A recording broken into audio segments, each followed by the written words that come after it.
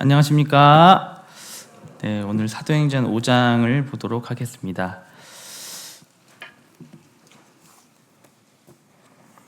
네, 사도행전 5장 1절부터 11절까지 교독하시겠습니다. 아나니아라 하는 사람이 그의 아내 삽비라와 더불어 소유를 팔아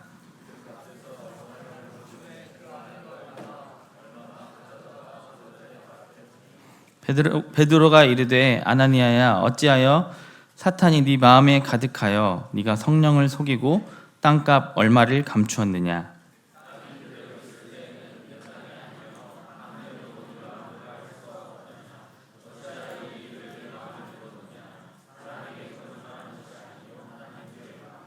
아나니아가 이 말을 듣고 엎드려져 혼이 떠나니 이를 듣는 사람이 다 크게 두려워하더라.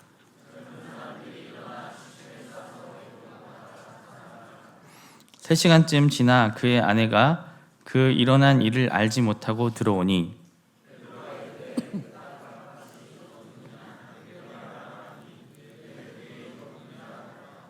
베드로가 이르되 너희가 어찌 함께 꾀하여 주의 영을 시험하려 하느냐. 보라, 네 남편을 장사하고 오는 사람들의 발이 문 앞에 이르렀으니 또 너를 내어가리라 하니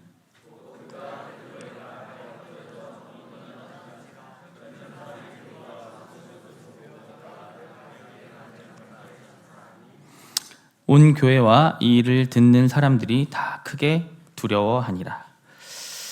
네, 오늘 너무나 잘 아시는 아나니아와 삽비라 이야기가 시작이 되는데요. 읽고 나신 뒤에 어떤 감정이 드시나요? 네, 11절에 보듯이 이 일을 듣는 사람들이 다 두려워했습니다. 우리가 이 본문을 대할 때 첫 번째 드는 감정은 두려움이고 또 당혹스럽기도 하고 당황스럽기도 합니다. 진짜 이런 일이 발생했나? 교회 안에서 갑작스럽게 2명의 성도가 죽게 되는 사건이 흔치 않은 일이잖아요. 또 이런 생각을 해볼 수 있습니다. 하나님이 이렇게 가혹하신 분인가? 생각해 봅시다. 우리 교회 가운데 누가 땅이 있거나 건물이 있는데 그것을 팔아서 예를 들면 한 5억쯤 되는데 한 2억을 교회에 헌금을 했다고 생각해 봅시다. 어떨까요? 엄청난 일이죠. 칭찬받아 마땅한 일이었을 것입니다. 우리가 이 본문을 처음에 대할 때는 불편함이 따라오게 되는데요. 지금 이제 저희 교회가 강해 설교를 하고 있습니다. 사도행전이라는 이 단일 본문을 가지고 강해 설교를 해나가고 있는데요. 그 전에는 이제 주제 설교를 했었죠. 설교자가 어떤 주제를 가지고 성경의 여러 본문을 인용을 하고 채택을 해서 그 특정 주제에 대해서 설교를 했었습니다.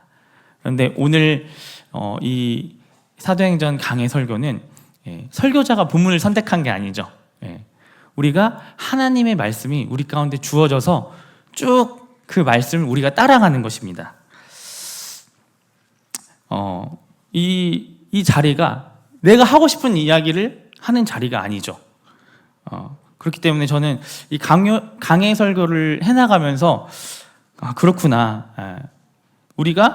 우리에게 주어진 하나님의 말씀을 듣는 거구나. 우리가 볼 때 이 말씀이 껄끄럽기도 하고 뭔가 의문이 되기도 하고 우리가 듣기 싫은 본문이라 할지라도 우리는 듣는 위치에 있는 거구나라는 것을 생각해 보게 됩니다. 우리 이 사건의 배경을 보기 위해서 4장 32절부터 37절까지 제가 읽도록 하겠습니다. 믿는 무리가 한 마음과 한 뜻이 되어 모든 물건을 서로 통용하고 자기 재물을 조금이라도 자기 것이라 하는 이가 하나도 없더라. 사도들이 큰 권능으로 주 예수의 부활을 증언하니 무리가 큰 은혜를 받아 그 중에 가난한 사람이 없으니 이는 밭과 집 있는 자는 팔아 그 판 것의 값을 가져다가 사도들의 발 앞에 두매 그들이 각 사람의 필요를 따라 나누어 줌이라. 구브로에서 난 레위족 사람이 있으니 이름은 요셉이라.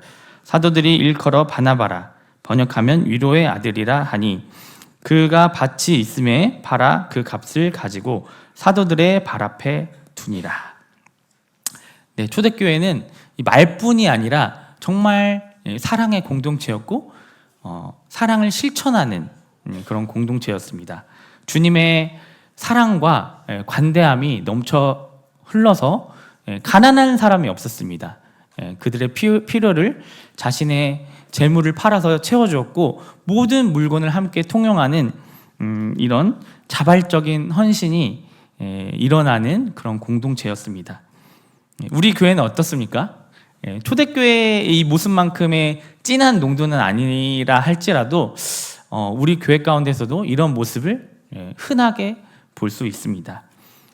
우리 교회에 어떤 일이 있으면 성도님들은 정말 발벗고 나서서 가지고 있는 물질을 하나님께 드리고 헌신하는 모습을 자주 보았습니다. 그리고 우리가 지금 소자 사역을 하고 있잖아요. 이 소자들이 어떤 사람이죠? 우리가 베풀어도 돌아오지 않습니다. 대가를 바라지 않는 돌아올 것이 없는 자들을 우리는 물질과 여러 시간과 에너지를 들여서 이 소자들을 우리 청소년들을 섬기고 있습니다. 또 제가 이렇게 주님을 섬기다 보면 우리 성도님들 정말 남일이라고 생각하지 않는구나 이런 걸 많이 느끼거든요. 최근에도 이제 캠프장에 학생들을 데리고 들어가서 이제 1박을 했었는데 우리 중고등부 교사 중에 두 분이나 이렇게 같이 할 수 없으니까 저에게 이렇게 돈을 보내주셨어요. 그래서 이게 남일이라고 생각하면 그게 가능하겠어요? 절대 일어날 수 없죠.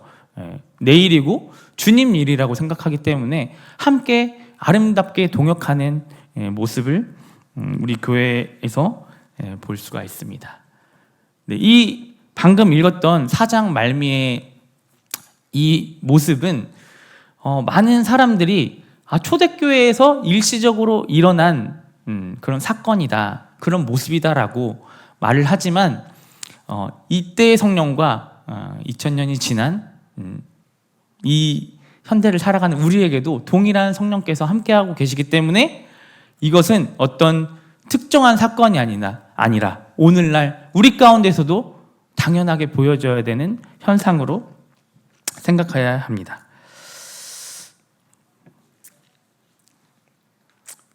그런 다음에 이제 성경은 바나바라는 사람에게 집중하고 있습니다. 아마 이 초대교회에서 굉장히 훌륭하고 사람들에게 인정받는 그런 인물이었을 것입니다. 다른 말씀에서도 보면 성령과 믿음이 충만한 사람이라고 바나바를 얘기하고 있습니다. 이 바나바가 자신이 갖고 있던 밭을 팔아서 사도들의 발 앞에 헌신하는 그런 장면을 볼 수가 있습니다. 아마 이 모습을 본 교회는, 이 공동체는, 여러 사람들은 아마 감명을 받았을 것입니다. 그리고 아나니아와 삽비라도 마찬가지로 이 바나바의 행동에 감명을 받고 도전을 받았을 것입니다. 성도님들은 어떠십니까? 최근에 계속해서 교회적으로 광고를 하지 않았는데도 계속 뭔가 특별 연보가 드려졌습니다. 한 6건 정도 되는 것 같아요. 큰 금액의 연보가, 헌금이 계속 교회에 들어오고 있습니다. 이 모습을 보고 어떤 생각을 혹시 하셨나요? 나도 해야 되나? 저는 그런 생각이 들었거든요. 나도 해야 되나? 부담이 됐어요. 부담 안 되셨나요? 이런 일말의 부담도 느끼지 않는 사람은 외부인이에요. 우리 교회는, 우리 사람들은 다 서로가 연결되어 있기 때문에 영향을 받는 거거든요. 근데 이 부담이 나쁜 것일까요? 아니에요. 좋은 거예요. 좋은 부담인 거예요. 우리는 서로에게 영향을 주고받습니다. 그게 좋은 것이든 나쁜 것이든 서로 영향을 주고받습니다. 이 몇 달 사이에 계속 연보가 이어져서 드려졌잖아요. 그 사실 이유도 그 하신 분들도 누가 했는지 모르지만 영향을 받는 거예요. 더 도전을 받는 거예요. 더 담대하게 주님 앞에 드리는 거예요. 이게 뭐 물질과 연보뿐만이겠습니까? 우리는 주님을 앞서서 열심히 섬기는 어떤 지체를 바라볼 때도 선한 도전을 받습니다. 나는 저렇게까지 못하는데 미안한 마음이 들기도 하고 또 고마운 마음이 들기도 하고 때로는 본받을 점이 있으면 그것을 모방해서 하기도 하고 우리는 서로에게 영향력을 행사하고 있습니다. 전염을 시키는 것입니다. 이런 선한 행동에 전염이 일어나는 곳이 바로 교회입니다. 이 아나니아와 삽비라도 마찬가지입니다. 이 바나바의 행동에 영향을 받아서 그들이 가지고 있던 땅을 팔고 그 땅값을 사도들의 발 앞에 두었습니다. 그러나 문제는 일부를 드렸지만 전부를 드렸다고 부풀려서 속인 데 문제가 있는 것입니다. 왜 그랬을까요? 막상 그 땅을 팔고 난 그 값을 받아보니까 뭔가 탐욕이 일어났을 수도 있습니다. 그런데 바나바가 교회 안에서 받았던 인정과 명성을 그들도 받고 싶어 했을 것입니다. 그렇기 때문에 위선의 유혹에 넘어가서 일부를 드렸지만 전부를 드렸다고 말했을 것입니다. 그리고 이 부분을 읽어보면 이 부부가 서로 공모했다는 걸 알 수 있습니다. 사전에 이렇게 하자라고 둘이 입을 맞춘 것입니다. 그래서 뭐 남편이나 아내든 성경에 나와 있지는 않지만 누군가가 이렇게 하자고 의견을 냈을 것이고 누군가가 거기에 맞장구를 치고 그렇게 하자고 했을 것입니다. 여보, 그렇게 하는 게 좋겠어. 얼마인지 누가 알겠어. 여보 진짜 균형이 있으시네요. 정말 지혜로우셔. 이렇게 맞장구를 쳤을 것입니다. 부부가 합이 잘 맞아야 되잖아요. 그런데 이런 쪽으로 짝짝꿍이 잘 맞으면 참 곤란할 것입니다. 둘 중에 한 사람이라도 정상이 있어야 합니다. 저는 저희 아내가 있어서 참 다행입니다. 아나니아와 삽비라는 이 일을 통해서 교회 안에서 명예를 얻고 싶어 했지만 결과적으로는 가장 불명예스러운 죽음으로 우리에게 기억되고 있는 것입니다. 그들의 죽음에는 분명한 이유가 성경에 나와 있습니다. 3절 보시면 베드로가 말하죠. 사탄이 네 마음에 가득하여 네가 성령을 속이고 성령을 속인 죄. 그리고 4절에 보시면 땅이 그대로 있을 때는 네 땅이 아니며 판 후에도 네 마음대로 할 수가 없더냐. 어찌하여 이 일을 네 마음에 두었느냐. 사람에게 거짓말한 것이 아니요 하나님께로다. 이렇게 하나님께 거짓말한 죄. 이 4절에 보시면요, 이렇게 뭔가 교회 안에서 헌신을 하는 것이 의무가 아니었어요. 베드로가 하는 말이 땅이 네 땅이다. 그리고 땅을 팔고 받은 값도 그게 네 돈인데 어찌하여 네 것을 네 마음대로 하지 못했느냐. 왜 속임수를 쓰느냐고 베드로가 말한 것을 볼 때 이걸 헌신하는 것을 교회의 의무였던 것도 아니고 누가 강요했던 것도 아니었던 것입니다. 그들이 일부를 드렸기 때문에 심판을 받은 것이 아닙니다.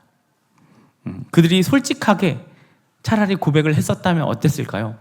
이만저만해서 아직 그런 믿음이 안 돼서 이렇게 일부를 드렸습니다 라고 말을 했다면 그들의 운명이 바뀌었을지도 모르겠습니다. 그리고 9절에 보시면 베드로가 이르되 너희가 어찌 함께 꾀하여 주의 영을 시험하려 하느냐. 주의 영을 시험하려 했던 죄 때문에 그들에게 죽음이 임했던 것입니다. 이 본문을 볼 때에 그렇구나. 정말 신앙은 언제고 하나님 앞에서 해야 하는 거구나라는 것을 강력하게 이야기해주고 있습니다. 사람은요, 사람이 눈에 보이고 하나님이 눈에 보이지 않기 때문에 사람에게 드러나려고 하는 경우가 굉장히 많습니다. 오늘도 어떤 형제가 눈물로 기도를 드렸죠.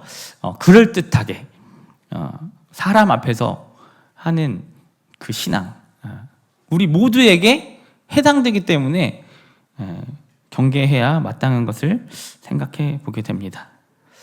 그리고요, 최근에 이제 강당에서 좀 안전사고가 발생했는데 어떤 학생이 탁구대 위에 올라간 거예요. 거기에 앉아 있었는데 그 탁구대 아래에는 6살짜리 아이가 있었습니다. 그런데 그 무게를 이기지 못하고 탁구대가 넘어져서 심하게 다친 건 아니지만 그 6살짜리 아이가 탁구대에 깔리는 그런 사고가 있었습니다.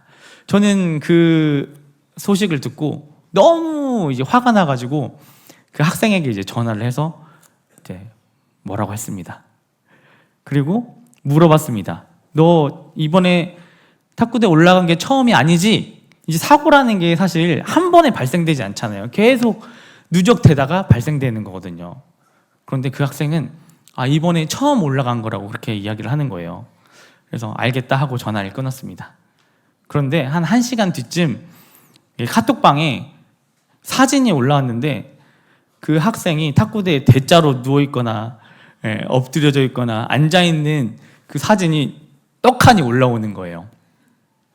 그래서 생각을 했죠. 이 학생이 참 거짓말을 잘하는 학생이구나. 그때 그 학생에 대해서 잘 몰랐는데 이제 좀 알게 됐죠. 그리고 나서도 그 이후에서도 그 학생이 저한테 거짓말을 했는데 다른 사람이 저한테 제보를 해서 거짓말이 들통이 나는 경우가 또 수시로 있었습니다. 저는 그걸 보면서 사람도 속이기가 힘들구나. 사람도 속이기가 힘듭니다. 다 드러나게 되어 있습니다. 우리 학생들이 무슨 짓을 하는지 다 제 귀에 들어와요.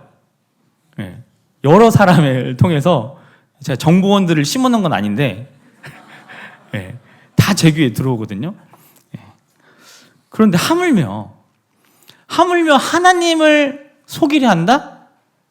이것은 손바닥으로 하늘을 가리는 정말 어리석은 행위인 것을 생각해 볼 수 있습니다.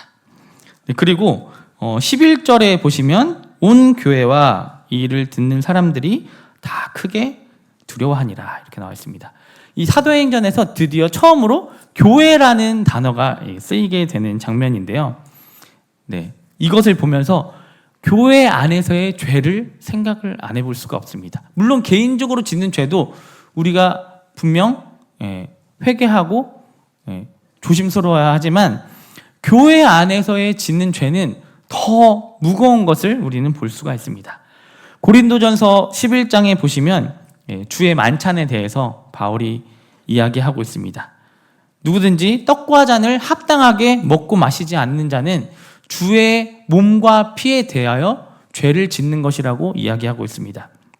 그렇기 때문에 떡과 잔을 뗄 때는 자기를 살피고 난 후에 합당하게 먹고 마셔야 된다고 이야기하고 있습니다. 그러면서 이 고린도 교회 안에 갑작스럽게 병이 들거나 갑작스럽게 죽음을 맞이한 그런 성도들이 있었는데 그 이유가 합당하지 않게 떡과 주의 만찬에 참여했기 때문이라고 바울은 설명하고 있습니다. 이 교회는 하나님이 임재해 계시는 거룩한 교회인 것입니다. 우리가 이 교회 안에서의 죄, 교회 안에서의 우리 행동을 더 무겁게 생각해야 하는 것입니다. 우리 구약의 성전을 한번 생각해 볼까요? 구약의 성전은 굉장히 우리의 이미지 가운데 거룩한 곳, 아무나 들어갈 수 없는 곳, 아무나 접근할 수 없는 곳, 아무 때나 마음대로 들어갈 수 없는 곳, 함부로 가까이 할 수 없는 곳이라는 것을 구약 성경에서 볼 수 있잖아요.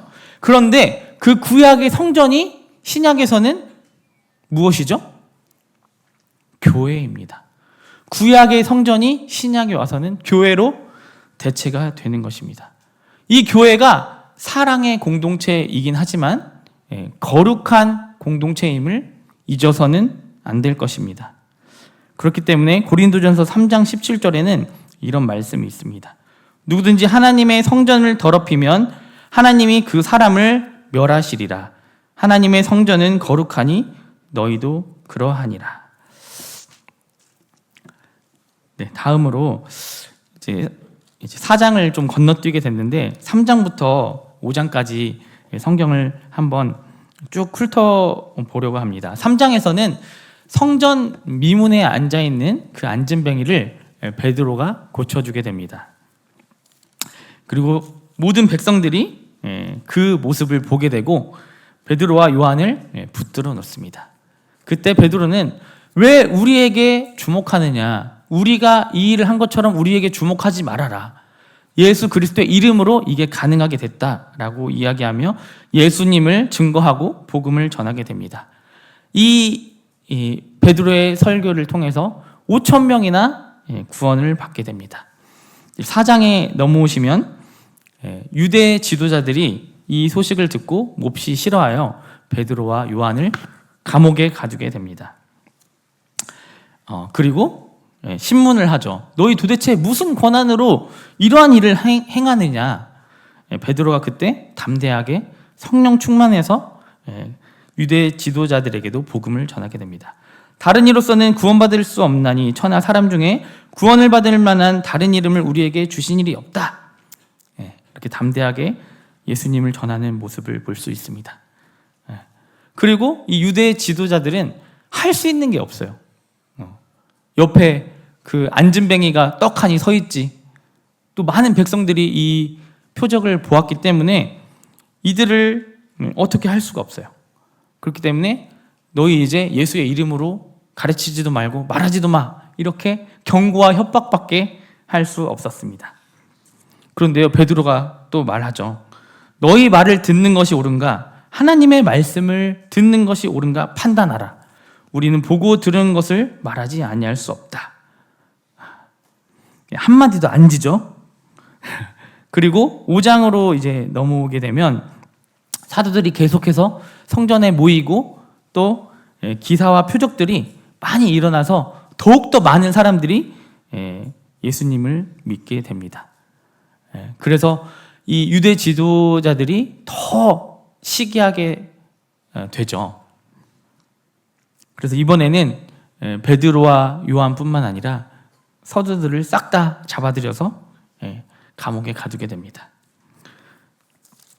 그리고 주의 사자가 나타나서 감옥에서 풀어주게 되고 사도들은 또 성전에 가서 백성들에게 말씀을 전하고 있었습니다.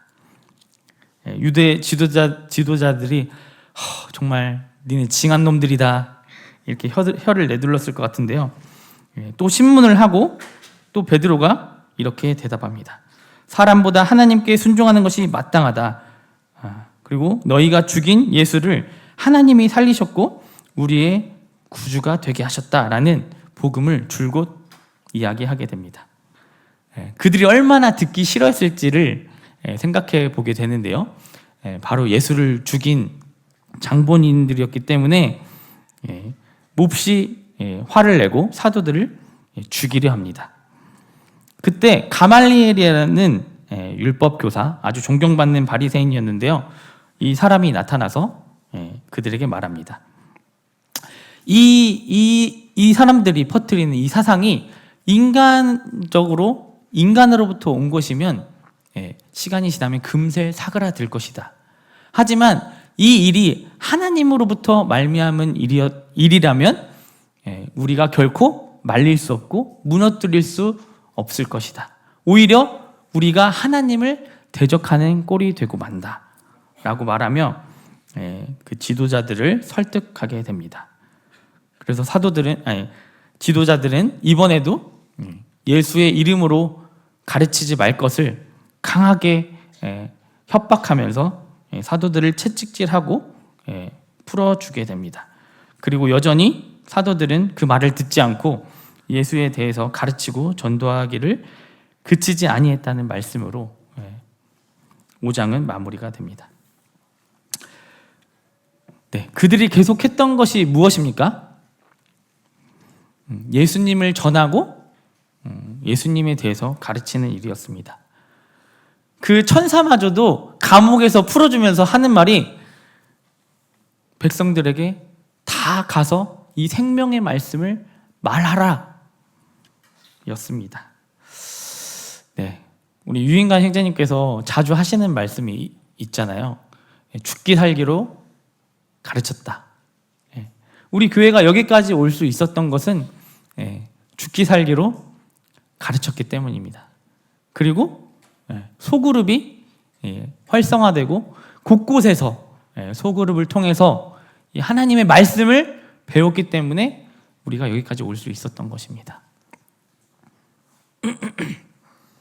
네, 그리고 우리가 항상 소그룹도 그렇지만 잘 먹고 잘 놀고 이런 것을 굉장히 강조하잖아요. 그런데 그것을 하는 이유가 뭐죠? 하나님의 말씀을 전하기 위해서 그런 것입니다. 우리가 이것이 빠진다면, 이것을 놓친다면 결국 사람들은 이 교회만 이용하고 결국에는 떠나버릴 것입니다. 날마다 성전에 있든지 집에 있든지 가르치기를, 전도하기를 멈추지 않는 우리 교회가 되기를 원합니다. 아멘이십니까? 네. 다음으로 우리는 가르치기 위해서 어떤 희생을 치르는가에 대해서 생각해 보면 좋겠습니다. 세상은 복음에 호의적이지 않습니다. 지금 우리가 사는 시대에는 예수님을 전한다고 해서 누가 감옥에 가두거나 채찍을 때리거나 그러지 않습니다.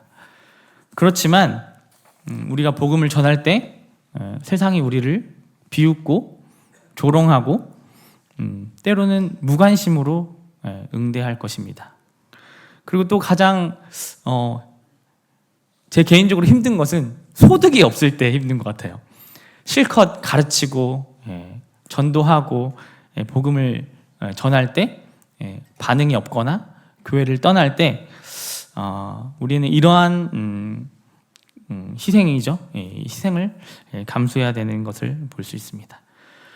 제가 리틀톤 미국 그 모임에 방문했을 때 인상적이었던 것 중에 하나가 어떤 집사 형제님이었던 것 같은데 직업은 굴삭기 기사였어요. 그런데 북한 선교에 관심이 있어서 수년간 거기에 관심을 갖고 라디오나 여러 방편을 통해서 북한의 복음을 전하는 거예요. 그 간증을 듣는데 저 사람 뭐지? 저 사람 도대체 뭐길래, 아니 북한에 가족이 있는 것도 아니고 우리처럼 한민족도 아니고 수만 킬로 떨어진 미국에 사는 그 사람이 이게 도대체 뭐길래 북한의 그 위험한 나라에 관심을 갖고 복음을 전하고 있지? 그 이야기를 듣는데 가슴이 막 먹먹해지기도 하고 하나님의 그 일하심이 정말 신비롭다, 이런 것을 느끼게 되었습니다. 우리는 복음을 전하기 위해서 무엇을 희생하고 있습니까? 나는 지금 애 키우니까 안 돼. 나는 지금 직장 준비하니까 안 돼. 나는 지금 좋은 대학에 가야 되니까 안 돼. 나는 나이 들어서 못해. 우리는 여러 형편과 상황을 핑계 삼아서 이 세상이 껄끄러워하는 일을 중단하려 합니다. 그러나 희생이 없는 것은 가치가 없는 것입니다. 한번 따라 말해 보실까요? 희생이 없는 것은 가치가 없는 것이다. 네, 복음이 가장 가치 있는 것이라면 우리는 어떠한 희생도 감수해야 할 것입니다. 네, 마무리하겠습니다. 우리 초대교회에는 여러 가지 위기들이 있었습니다. 외부적으로는 박해와 핍박과 반대와 채찍질함과 옥에 가둠과 이런 어려움들이 있었고요. 내부적으로는 그 교회 안에 거짓과 어떤 속임수와 위선과 이런 것들이 그 공동체의 아름다움을, 그런 교제들을 깨트리려 했습니다. 우리가 추구해야 할 교회의 모습은 초대교회의 모습이 맞아요. 굉장히 이상적이기도 하죠. 하지만 초대교회도 완벽한, 완전한, 무오한 그런 교회는 아니었습니다. 우리와 동일하게 여러 가지 문제점이 있었던 교회였죠.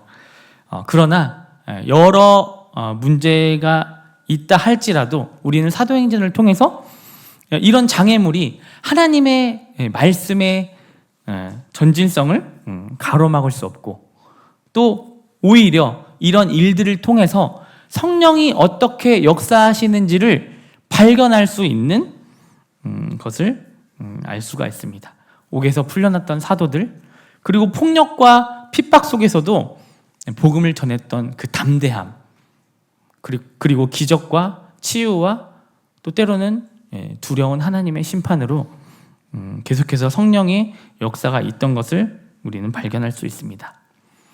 우리가 신앙생활을 한다는 것은 무슨 의미일까요? 신앙 안에 들어온다는 것, 우리가 교회가 되었다는 것은 우리의 모든 문제가 면제된다는 약속이 아니라 그 모든 문제 가운데서도 성령이 함께 하심으로 성령의 일하심을 경험할 수 있다는 약속인 것입니다.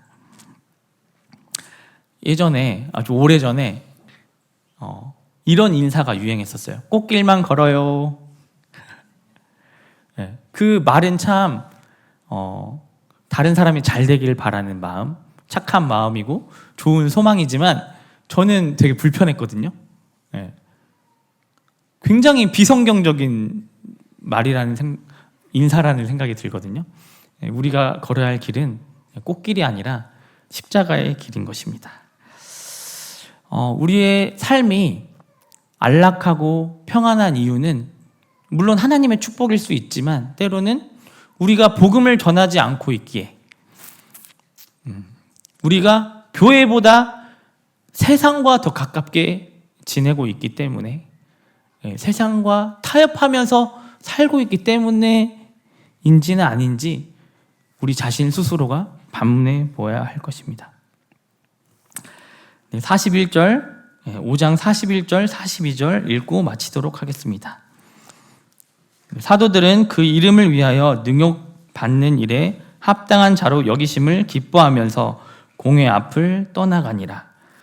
그들이 날마다 성전에 있든지 집에 있든지 예수는 그리스도라 가르치기와 전도하기를 그치지 아니하니라.